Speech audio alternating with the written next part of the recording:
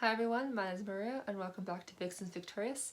And today I'm going to take you all through the Australian Diamonds match against South Africa. So I only got to watch a little bit of the first quarter because I kind of woke up late. It was played at 1 a.m. in Australian time, so yeah. But in the first quarter, from what I saw, it was definitely a closer game than it was when we played New Zealand. Kind of what I expected the New Zealand game to look like. But you know, at least it was a close one to begin with. We were less accurate than we were against New Zealand, but we had more opportunities in South Africa, which kind of would help us get the lead in the first place.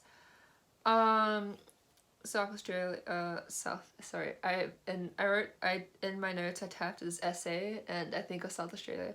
South Africa were short and sharp, which is always hard to defend. But overall it was good intensity from both teams. It was 14 to us and 12 to South Africa, so only 2 goal difference, pretty close. Yet again, that's what I'd expected the New Zealand match to be like.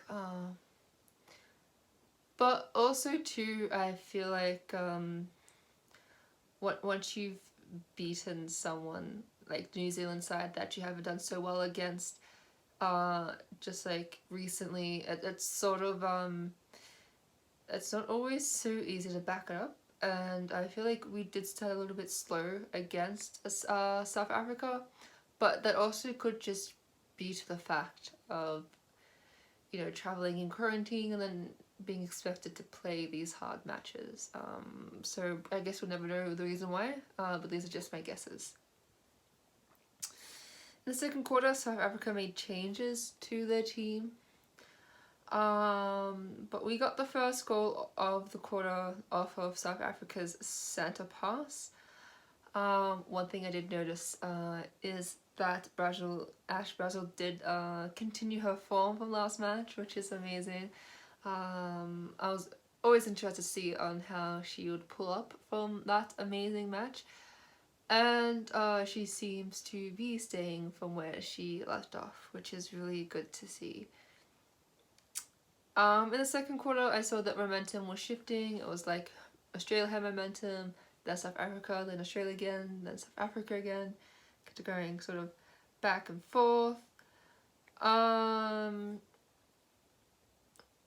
You know, and Sunday, she was amazing in defense. That was one of the changes we made for the second quarter. Amazing debut, to be honest. She definitely looked very comfortable. Especially, it would be nerve-wracking to be honest. To just any debut is always nerve-wracking and intimidating. But for her to just have full confidence is just amazing. But we did capitalize off of South Africa's misses and mistakes and errors, which helped us to get a bigger lead. So by the end of the second quarter, we were 27 and they were 23. Now in the third quarter, we started off well and was able to extend the lead early, which is always good. I guess when you have the lead, you don't want to lose it. You want to like keep the momentum going. We looked a little bit more settled in the third quarter for sure. I'm not sure because the commentators said that, you know, like New Zealand, South Africa's also to a fairly young team, and maybe that's just the inexperience coming in. It's like the Vixens. I know like sometimes we start off really strong and then we just sort of tape it away because we had like inexperience in the attacking line. Maybe it's a similar thing with the South African netball team. And just it comes with time, to be honest. All that experience, it doesn't happen in just a series, it doesn't happen in a month. It happens with a lot of time and patience. But yeah, Australia looked to be more settled, and we got into a 10-goal lead. And yet again, we punished South Africa's for their errors. And South Africa kind of just became a little less accurate, but you know, that's just due to the inexperience. But also too, what I find fascinating with the Australian side is that we have a lot of big names. You know, we have Sheffield, we have Bowetta, we have Dyer, we have Garvin, you know, we have all these amazing people that we see in Suncorp Super Netball, which is one of the best netball leagues in the world. So Suncorp Super Netball is just really great at just creating like champions for our netball side, and we're just really fortunate to have that here in Australia. But by the end of the third quarter, we were 45 and they were 32. Now in the fourth quarter, I didn't have much to say, but in all, South Africa had the opportunity to get the first goal of the quarter of our center pass, but missed, and we punished it. I feel like a thing that good teams and just what good players do is punish their opponent's mistakes. Because if you don't punish their mistakes, then you're sort of keeping your opponent in the game and giving them more chances, and you can't let that happen. And because we did punish them for their errors and mistakes, we didn't we got momentum from that, and we didn't let them sort of like get back in the game. And just in the fourth quarter, we had just more momentum and dominated more. I mean, I talk about how South Africa is inexperienced, but we have to talk about and mention that the Australian team did really well, and you know, they punished South Africa like they should when the opposition makes mistakes. They didn't relax at all. They just kept going. They brought the intensity. You know, they just were very super professional about it. And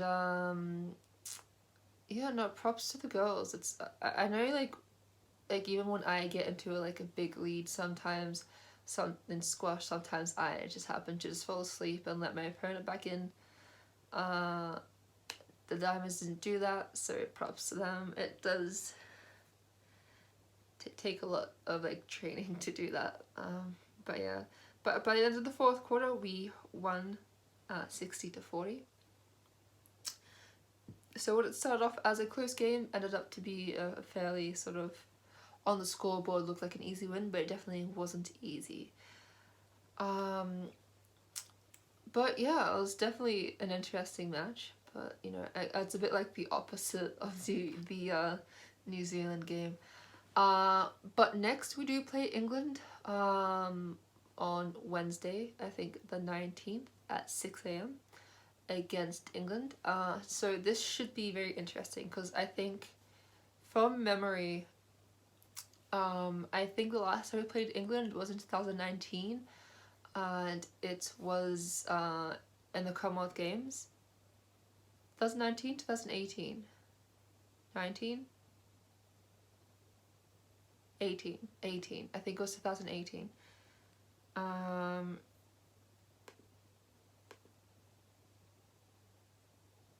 Yeah, one of the last times we played England, it was in the Commonwealth Games, and we lost by 1 point in the finals, which gave England their first gold in the Commonwealth Games for netball. So I feel like after that, I feel like Australia would want a bit more revenge, but I feel like England will probably feel a bit confident about it.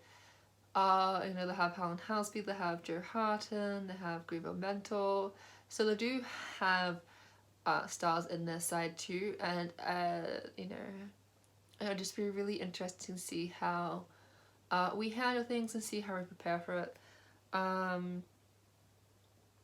really think it's going to be a close match. I think lots of both teams have heaps to prove.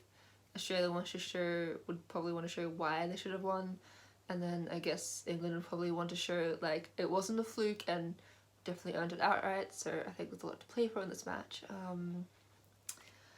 But yeah, that's all I have for you guys today. If you like it, please give it a thumbs up, comment down below. Please subscribe and hit the bell notification so you know when I upload more netball content. And yeah, I'll see you after the next match. Bye!